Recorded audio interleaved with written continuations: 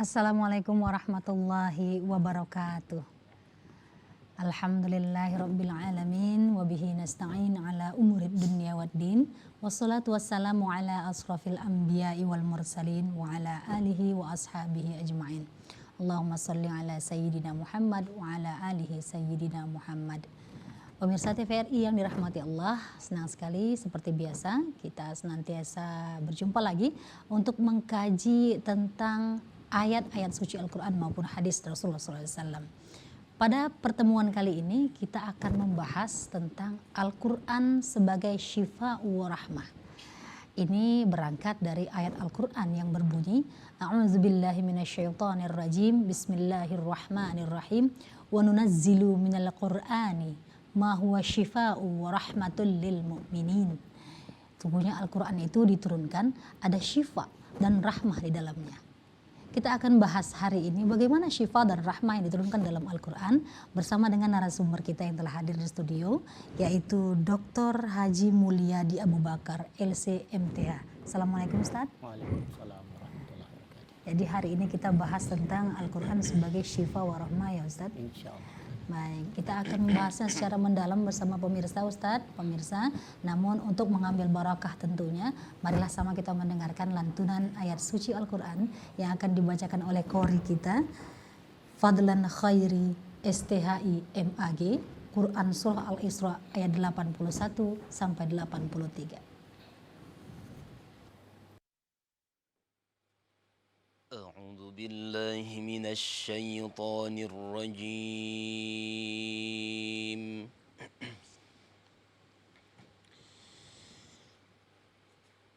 بسم الله الرحمن الرحيم.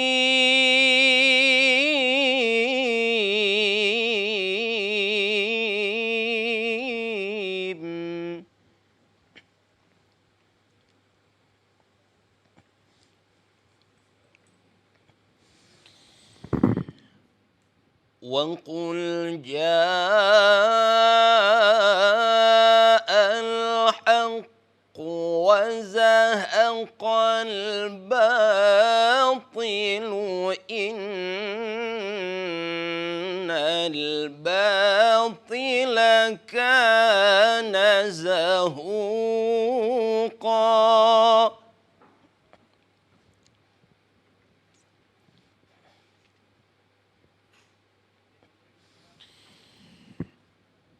وننزل من القرآن ما هو شفاء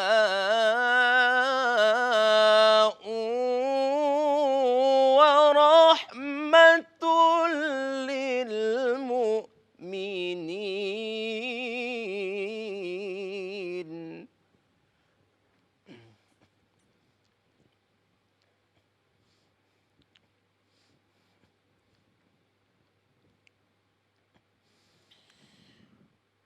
ولا يزيد الظالمين إلا خسارا.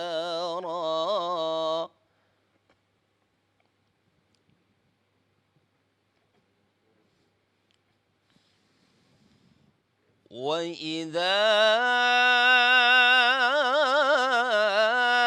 أنعمنا على الإنسان أعرض ونأى بجانبه.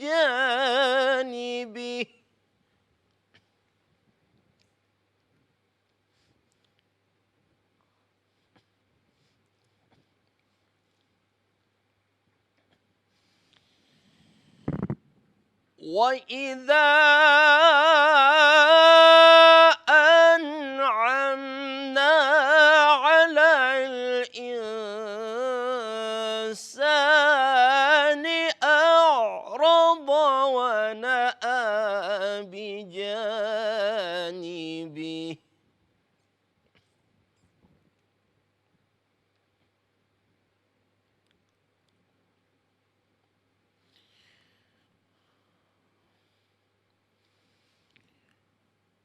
وإذا مسه الشر كان يئوسا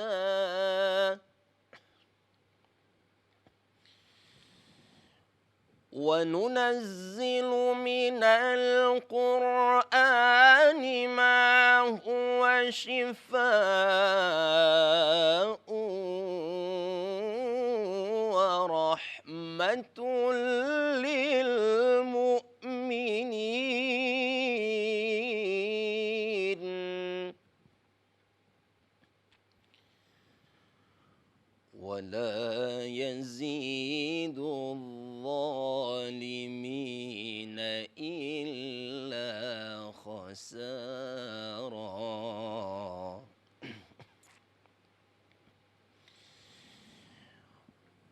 وإذا أنعمنا على الإنسان أعرض ونأى بجانبه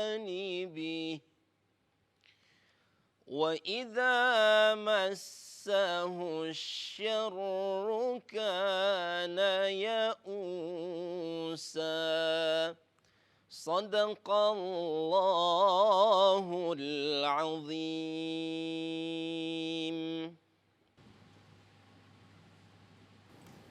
Alhamdulillah, telah sama kita mendengarkan lantunan ayat suci Al-Quran. Mudah-mudahan memberikan keberkahan tentunya dalam kajian kita hari ini, mendapatkan ilmu yang barakah dari Allah. Ustadz, kita tadi sudah mendengarkan qori kita membacakan, dan ayat yang dibaca pas sekali ini Ustadz, tentang bahwa Al-Quran itu diturunkan sebagai syifa dan rahmah. Boleh dijelaskan Ustadz, syifa dan rahmah yang dimaksudkan ini apa Ustadz? Tafadhol Ustadz.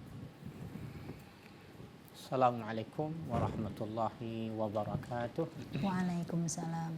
Alhamdulillahi rabbil alamin wal aqibatu lil muttaqin wala udwana illa 'alal zalimin. Asyhadu an la ilaha illallah wahdahu la syarikalah wa asyhadu anna Muhammadan 'abduhu wa rasuluhu alladzi la nabiyya ba'dah. Allahumma shalli wa sallim ala nabiyyina Muhammad wa ala alihi wa sahbihi ajma'in.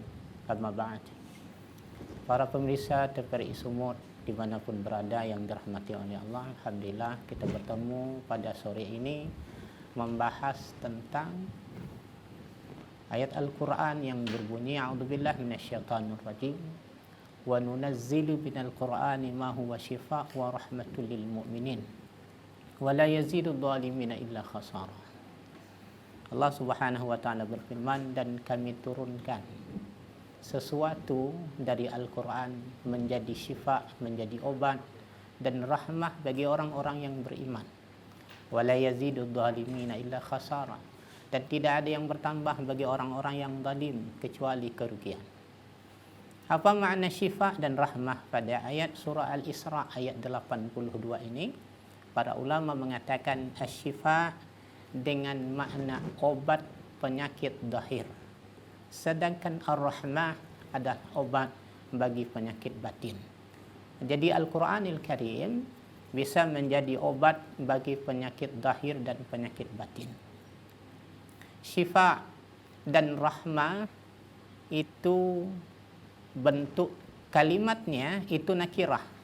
Nakirah itu berfaedah umum, sedangkan ma'rifah itu berfaedah khusus.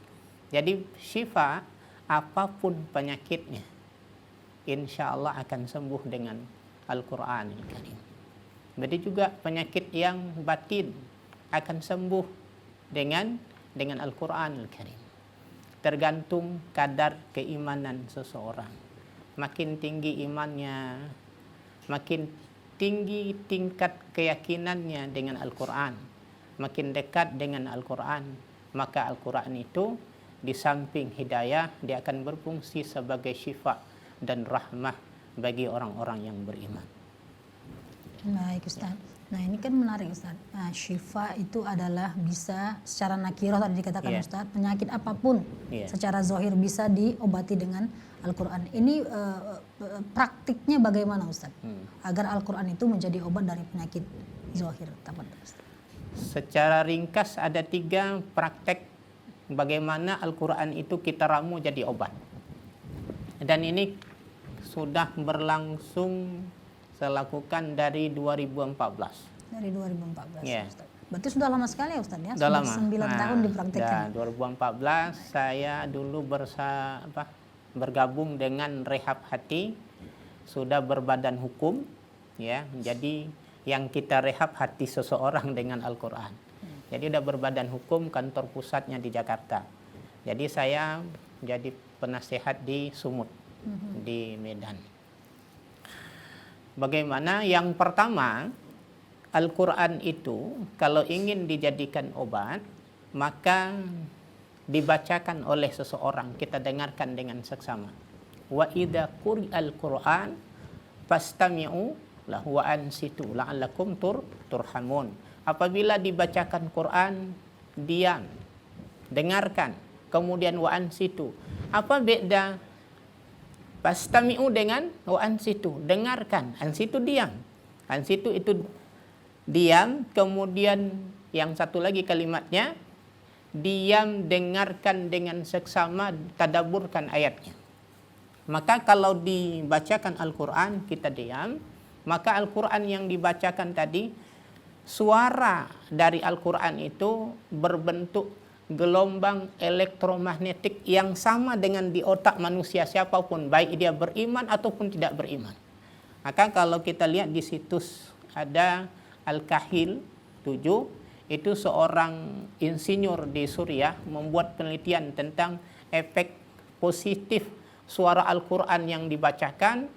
Itu beliau mengatakan namanya Abdul Daim Al-Kahil. Jadi ternyata gelombang elektromagnetik ketika dibacakan itu sinkron dengan otak yang ada, gelombang elektromagnetik yang ada di otak manusia. Jadi efeknya luar biasa. Jadi dengan dibacakan, didengarkan, itu sudah sering kalau sehari-hari namanya diruqyah. Diruqyah ya, Ustaz, ya mirip dibacakan. Itu kemarin ada pasien yang sakit di bagian tulang sumsumnya tidak menghasilkan sel darah merah dan sel darah putih. Ketika dibacakan, saya tanyakan setelah selesai apa yang ini. Nih, walaupun kita hafal Al-Fatihah, hafal awal Al-Baqarah, hafal ayat kursi, hafal 2 ayat penutup surah Al-Baqarah, hafal Al-Ikhlas, hafal Al-Falaq, hafal An-Nas, tapi ketika dibacakan tidak diikuti dalam hati, tapi cuma didengarkan dengan baik. Jadi alhamdulillah dengan demikian saya tanyakan apa efeknya. Ternyata alhamdulillah seluruh badannya terasa dingin dan nikmat sekali. Ini cara yang pertama, ketika dibacakan Quran dengarkan. Jadi yang penyakit kronis di sini ada berapa kata, ini penelitian beliau selama bertahun-tahun. Beliau mengatakan ketika efek positif rutin mendengarkan tilawah Al-Quran sebagai berikut, terus menerus mendengarkan baca Al-Quran memberikan Anda hasil berbuah yang nyata. Yang pertama meningkatkan kekebalan tubuh. Yang ini terbukti kemarin ketika COVID-19, seorang yang kena COVID-19 dari divonis ini beda efeknya, dia mendengarkan tilawah Al-Quran terus. MP3 Al-Quran, terutama surah Al-Baqarah. Surah Al-Baqarah ya. Karena kata Nabi, "Faman akhadahal barakah wa man tarakahal khasarah." Siapa yang merutinkan baca surah Al-Baqarah, dia akan dapat keberkahan terus-menerus. Bahkan di rumah kalau dibacakan surah Al-Baqarah, itu jin, makhluk yang halus, pengganggu di rumah, maka akan hilang. Tidak akan yang mampu yang bertahan. Gangguan sihir semuanya.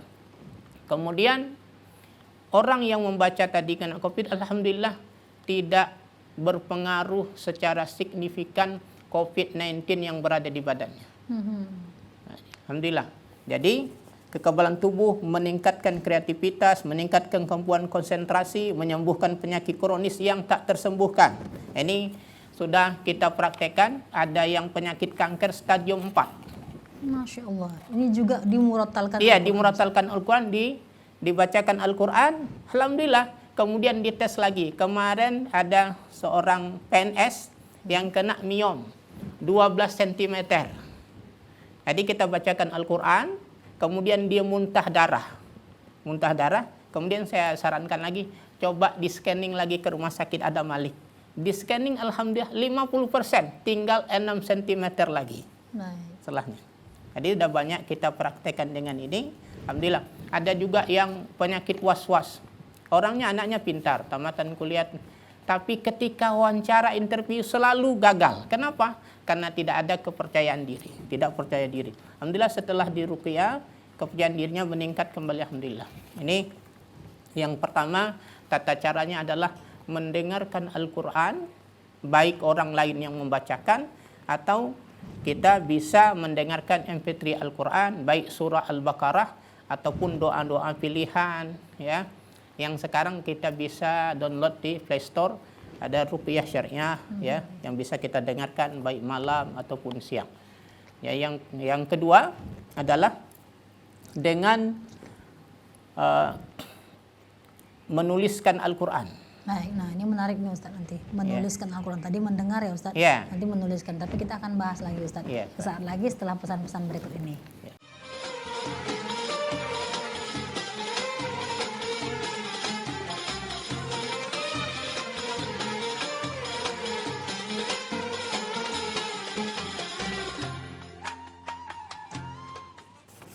Alhamdulillah pemirsa, terima kasih Anda masih bersama kami. Hari ini kita bahas bagaimana Al-Quran itu dikatakan sebagai syifa dan rahmah. Bagaimana kita menjadikan Al-Quran sebagai obat untuk diri kita.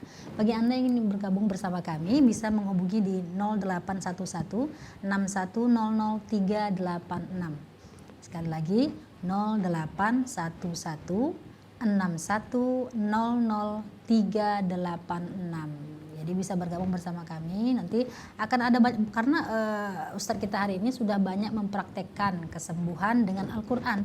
Jadi Anda mungkin di rumah yang mempunyai masalah kesehatan bisa menghubungi 0811 6100 386. Ustadz tadi dikatakan dalam Al-Quran dikatakan Al-Quran itu adalah syifa dan rahmah, dan itu kita buktikan berarti ya Ustadz ya.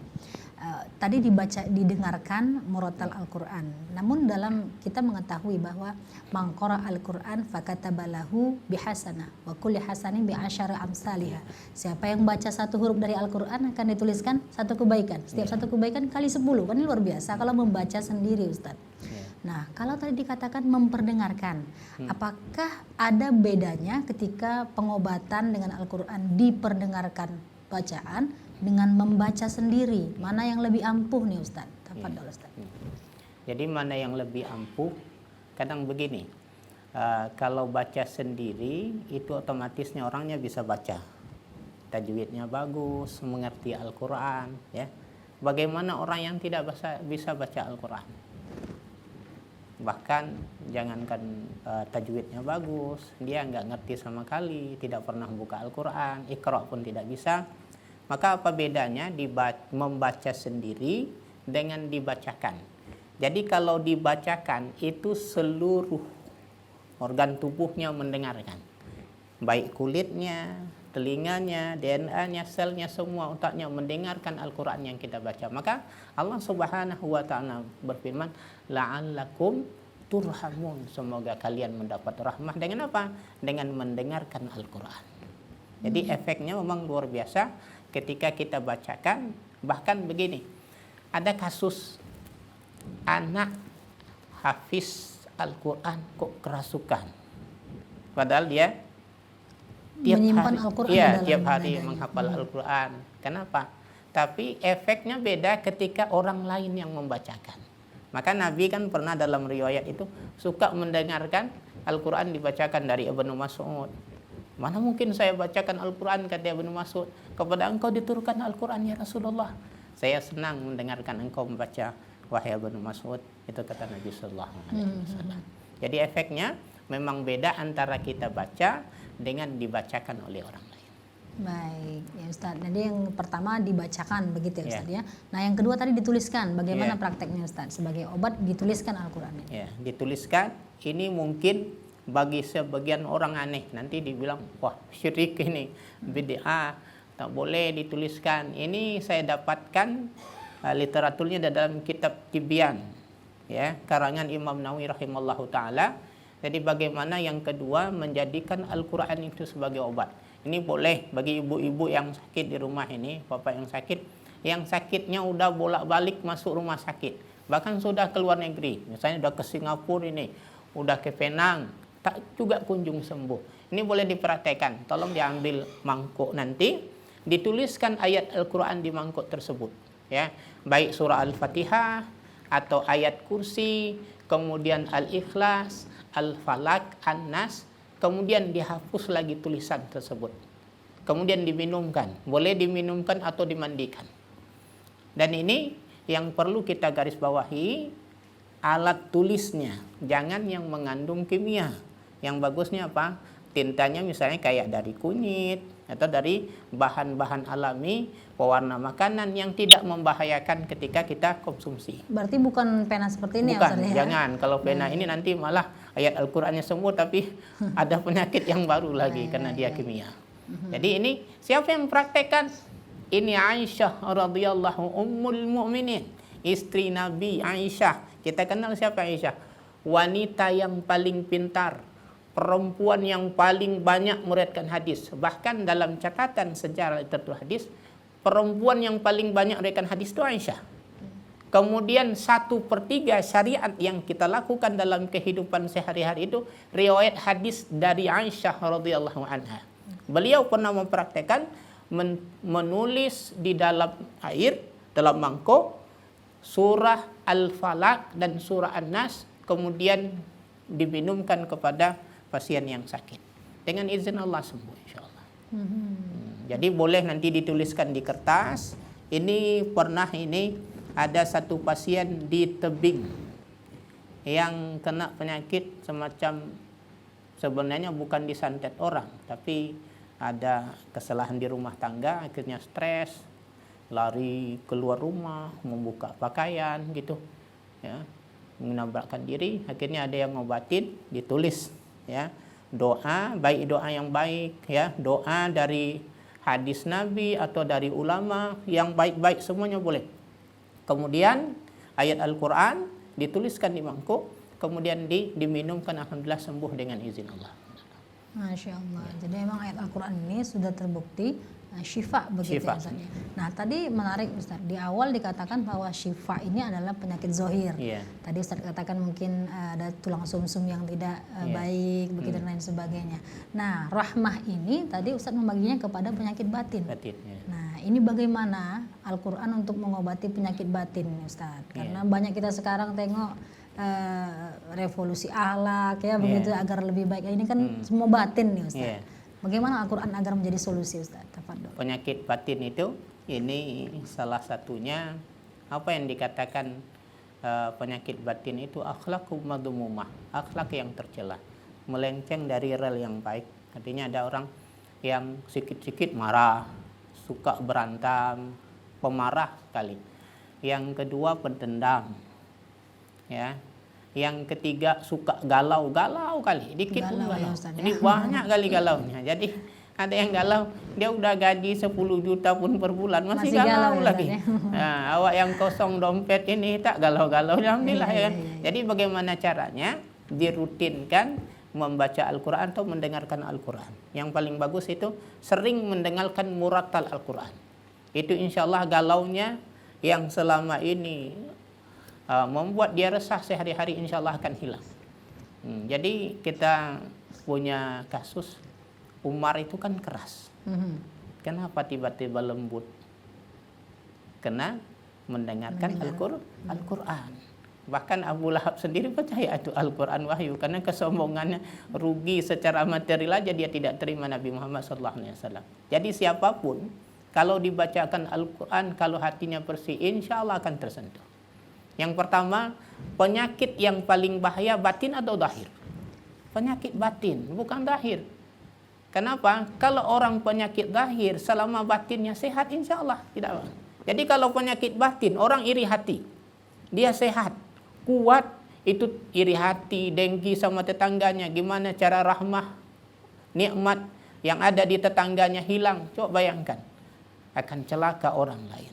Karena penyakit batin ini 10 kali, 100 kali lebih bahaya daripada penyakit zahir. Kan penyakit zahir hanya dia yang merasakan. Tapi kalau penyakit batin, orang lain ikut terganggu dengan penyakitnya sendiri. Masya Allah. Jadi memang harus sering mendengarkan murattal ini termasuk Ustaz ya. Nah, murotalnya ini sendiri Ustadz, kita kan melihat nih banyak nih sekarang murotal gampang didapatkan, tidak seperti zaman dulu ya Ustadz ya.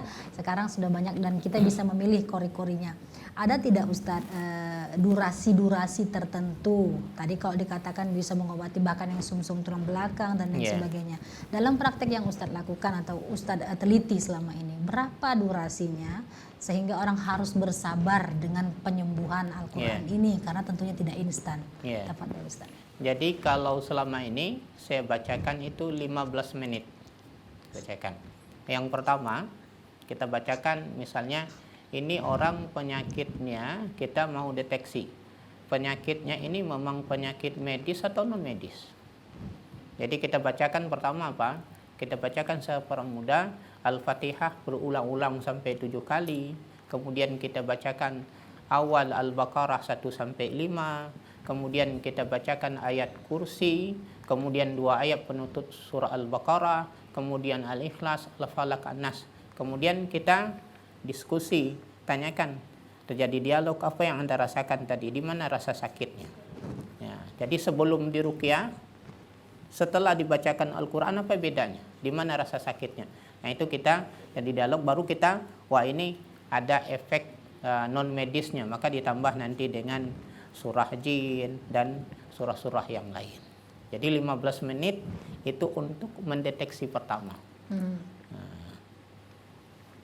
Selanjutnya Ustadz, untuk yang mendengarkan sendiri di rumah lah begitu Ustadz. Dianjurkannya seberapa minimalnya Ustadz? Kalau maksimalnya 1 harian juga bagus ya Ustadz ya, Al-Quran terus dikumandangkan di rumah. Tapi minimalnya itu berapa Ustadz? Dan apakah ada ketentuan-ketentuan berwudu terlebih dahulu dan lain sebagainya, sholatkah dan lain sebagainya? Tafadhol Ustadz. Jadi mendengarkan Al-Quran yang perlu diperhatikan pemirsa yang dirahmati oleh Allah. Jadi yang pertama adalah tempatnya. Ya, tempatnya suci dari najis. Yang kedua, tidak bising. Jangan ada suara lain. Dia mau dengarkan Al-Quran, tapi malah dengar dangdut dari tetangganya. Ini enggak nyampe ini. Ya. Yang kedua, harus wangi. Jangan bau busuk, bau bangkai tidak. Yang keempat, harus tempatnya adem dingin. Jangan pula panas, jadi tidak bisa berkonsentrasi. Jadi harus benar-benar tenang ya Ustaz. Tenang ya? tempatnya, maka lebih bagusnya di tengah malam, tidak ada orang lagi. Baik. Ini masih ada lagi ya Ustaz ya syaratnya, tapi kita akan bahas nanti sesaat lagi Ustaz. Pemirsa, kami masih akan kembali saat lagi, tetaplah bersama kami.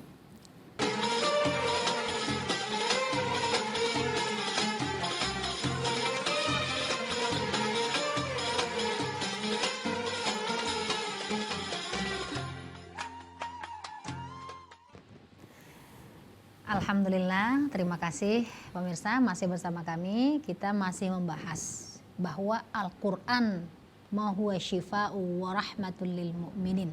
Al-Quran itu menjadi obat dan rahmat bagi orang yang beriman. Bagaimana kita menjadikan Al-Quran agar sebagai obat dan rahmat? Kita membahasnya hari ini, tadi juga sudah dibahas ini dengan narasumber kita. Bagi Anda yang ingin bergabung, bisa menghubungi di 0811 6100 386. 0811-6100-386 ya. Ini menarik nih Ustadz kajian kita ya, karena secara zohir dan secara batin Al-Quran ini tadi umum kalimatnya bisa jadi obat ya Ustadz ya, bagi kita yang beriman tentunya. Nah ini Ustadz tadi dikatakan tempatnya harus bersih dari hadas, suci, dari najis, dan juga tadi tidak ribut ya Ustadz ya, ada suara musik-musik aduh dari tetangga dan lain sebagainya, nggak boleh Ustadz ya. Nah selanjutnya apa lagi Ustadz? Kemudian tadi tempatnya harus suci, dingin, tidak panas, tidak bising. Kemudian tidak terdapat patung. Karena hadis Nabi, la yadkhulul malaikat baitan fihi surah wakal. Dan dua ini harus dihindari. Di ruangan yang ingin kita terapi Al-Quran, kita dengarkan muratal Al-Quran, supaya rahmah itu masuk, malaikat pembawa rahmah masuk, membawa rahmah untuk kita. Yang pertama, tidak ada anjing tentunya. Yang kedua, tidak ada patung. Apalagi patung yang bentuknya itu yang disembah oleh orang lain. Tidak boleh, itu harus bersih. Kemudian yang terakhir, orangnya harus konsentrasi penuh. Jangan mendengarkan pikirannya ke tempat lain, harus didengarkan Al-Quran dengan seksama. Kemudian dia harus berwudu. Sebaiknya memang dia sholat sunnah 2 rakaat, sholat hajat. Ya Allah, ya Arhamar Rahimin, saya mohon kepada Engkau Allah, sembuhkanlah penyakitku dengan lewat mendengarkan Al-Quran. Jadi insya Allah akan sembuh. Ini baru-baru ini ada seminggu di rumah singgah pasien, ya, di dekat rumah sakit Adam Malik itu ada berapa rumah singgah. Jadi anak umur 5 tahun. Jadi 5 tahun, saya perhatikan kenapa ini anaknya kurus, kurang gizi, katanya kurang gizi. Jadi tangannya kurus, kakinya kecil kali. Jadi alhamdulillah, saya tanyakan kenapa. Ternyata ibunya meninggal. Kemudian dia paling dekat dengan ayahnya juga meninggal. Masya. Yang bawa kakek dan nenek. Sedih saya lihat. Kenapa ini? Dia tidak mau makan. Kata neneknya kalau mau ngasih makan berantem dulu. Boleh nggak saya baca Al-Quran? Jadi saya bacakan berapa ayat Al-Quran. Sama Al-Fatihah. Ayat kursi yang saya ulang-ulang. Kemudian Al-Ikhlas, Al-Falaq. Yang kalau kami sebut itu bacaan mini, pendek aja. Karena semua insya Allah bisa. Al-Fatihah, ayat kursi, kemudian Al-Ikhlas, Al-Falaq, An-Nas. Ini semua bisa lakukan. Jadi saya ulang-ulang, alhamdulillah. Setelah selesai, saya lanjutkan lagi kajian. Anak tadi, Nek, makan Nek. Terkejut semua. Kata neneknya, ini nggak pernah dia minta makan. Bahkan saya kasih makan, berantem dulu. Alhamdulillah, saya masih disuruh dia minta nasi kotak, akhirnya makan. Alhamdulillah. Kemudian hari berikutnya saya datang lagi, kemana keadaan si cucu Nek? Alhamdulillah, sudah banyak perubahan. Masya Allah. Jadi memang benar-benar nyata ya Ustaz. Iya, nyata. Tapi tadi keyakinan tadi Keyakinan. ya Ustaz, ya? Makanya ketika kita kenapa sekarang kita tidak sembuh dengan bacaan Al-Quran? Karena kita sendiri tidak yakin bagaimana Al-Quran berikan syifa dan rahmah. Kita sendiri tidak yakin dengan Al-Quran. Maka ketika kita berhadapan dengan Al-Quran, dibuka surah Al-Baqarah, dzalikal kitab. Sedemikian kitab Al-Quran. Apa ucapan yang kedua? La raiba fi. Tidak ada ragu sedikit. Makna la raiba la syakka fihi. Tidak ada keraguan sama sekali. Makanya kata para sahabat, al-imanu qabla al-ilm. Iman dulu sebelum ilmu. Jangan dulu diteliti, udah betul secara ilmiah baru beriman. Tidak. Iman dulu sebelum kami punya ilmu. Itu kata para sahabat. Makanya para sahabat coba bayangkan. Dia beriman dulu. Coba bayangkan Al-Quran turun dulu 1500 tahun. Bicara tentang langit. Bicara tentang gunung. Bicara tentang unta. Ini kalau tak beriman dulu berat ini. Ya, harus diteliti dulu, nggak percaya. Nah, jadi harus ada imannya kuat. Apapun tanamkan kepada diri kita, apapun yang dibacakan dibawa oleh Al-Quran, apapun yang dibacakan, saya beriman dengan sepenuhnya. Jadi itu harus yakin. Baik, jadi harus ada keyakinan ya Ustaz. Ya, dan ini ada kisah juga, ada orang 2 mobil datang ke rumah, ya, mau diruqyah. Jadi yang satu tuh penyakit jantung, sudah dipasang ring. Ini anehnya, orang penyakit jantung tidak pernah kita temukan dia alergi atau anti sama nasi. Kan aneh. Apa hubungannya jantung sama nasi? Ini aneh. Jadi selama ini nggak makan, dengar nasi aja mual. Jadi ini kemarin adiknya, sekarang dia ruqyah. Dan dibawa pula tetangganya yang sudah 7 tahun tidak hamil. Ya duduk di samping, di sudut gitu. Jadi saya ruqyah, setelah kita bacakan Al-Quran, Bapak dengarkan, tidak boleh diikuti dalam hati. Niatkan bacaan Al-Quran ini sebagai obat. Ketika dibacakan, alhamdulillah, sebelum pulang ke rumah, masih di Jalan Setiabudi di Tanjung Rejo, dia lihat rumah padang, minta makan langsung makan, alhamdulillah dengan izin Allah. Yang tadinya tidak mau makan nasi. Jadi dengan dibaca Al-Quran jadi obat, jadi rahmah bagi dia. Jadi banyak sekali mungkin kisah-kisah yang kalau kita dengar gitu, sepertinya tidak mungkin begitu ya Ustaz. Iya, mungkin. Tapi dengan keyakinan memang Al-Quran itu sebagai obat. Dan itu memang kalamullah dan itu kebenaran. Begitu, Ustaz. Nah, Ustadz, terkait dengan obat-obat yang ada dalam Al-Quran sendiri. Iya. Misalnya ketika Rasul bicara tentang surah An-Nahl, Iya. Al-Quran bicara tentang Iya. surah An-Nahl maksud kami. Ini apakah juga menjadi rutinitas yang baik untuk mengobati tubuh kita dari penyakit zahir maupun batin? Iya. Dengan obat-obat yang ditawarkan dalam Al-Quran. Iya. Tafadhol, Ustadz. Al-Quran bicara tentang rumman. Rumman buah apa namanya? Bahasa Arabnya rumman, bahasa Indonesianya Bapak itu, Ustadz. yang merah, lupa apa. Kemudian jahe, kemudian pisang, kemudian anggur, kemudian zaitun, ya, kemudian kurma.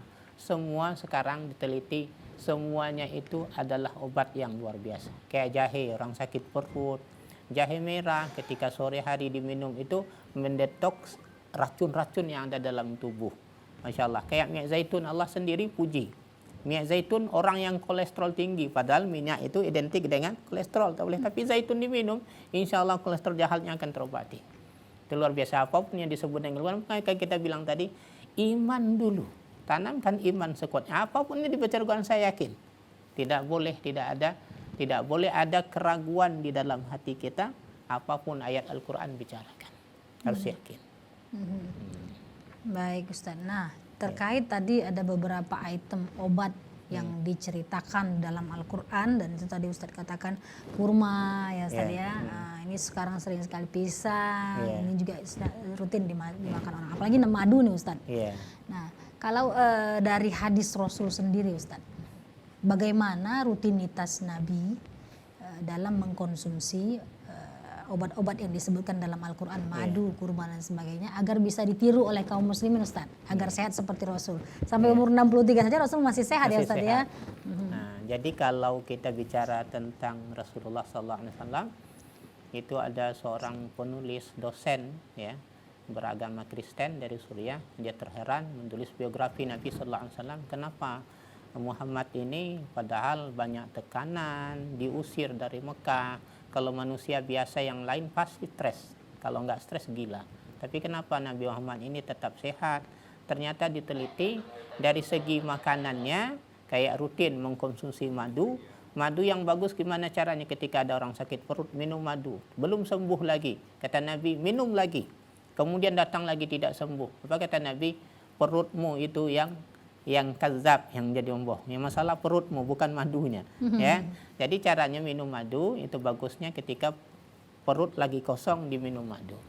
Nah, dengan air hangat ya, itu bagus untuk penyakit seperti penyakit lambung dan penyakit-penyakit yang lain. Kemudian Nabi sendiri kalau kita lihat biografinya, kenapa Nabi itu 63 masih sehat di samping madu? Nabi SAW itu paling sering berpuasa. Berpuasa ya Ustaz ya. Nah, makanya tadi obat Al-Quran salah satunya didengarkan. Ini efeknya ini bagi orang yang terlalu banyak makan. Ini insya Allah akan hilang. Nah, jadi akan sembuh. Jadi orang yang makannya berlebihan, mengubah berapa kebiasaan buruk seperti makan berlebihan dan merokok. Ini yang terakhir. Merokok, saya punya kawan di rumah sakit Adam Malik dengan keyakinan yang kuat, ya, dengarkan muratal Al-Quran, sekarang alhamdulillah rokoknya tinggal, tidak merokok lagi. Masya Allah, ini pengalaman langsung Ustaz ya? Ini pengalaman langsung. Kemarin ada orang kanker di saraf mata, karena nunggu kamar operasi di Adam Malik kita tahu, karena yang antri banyak. Karena yang dapat sertifikat itu sekarang 6 kamar kalau nggak salah. Yang dapat sertifikat nasional yang lulus boleh dilakukan ruang operasinya, yang lain tidak. Jadi kena lama antrinya itu. Jadi akhirnya apa?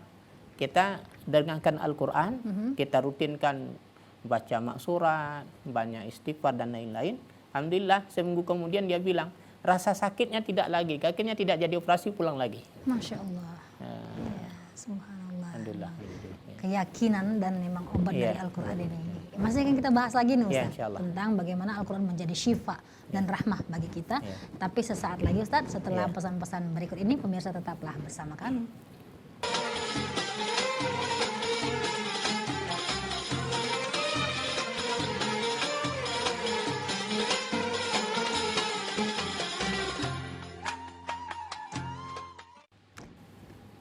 Alhamdulillah, jamaah kaum muslimin sekalian, masih kita membahas bagaimana Al-Quran yang kita imani, yang kita yakini, yang kita pelajari menjadi syifa dan rahmat bagi kita.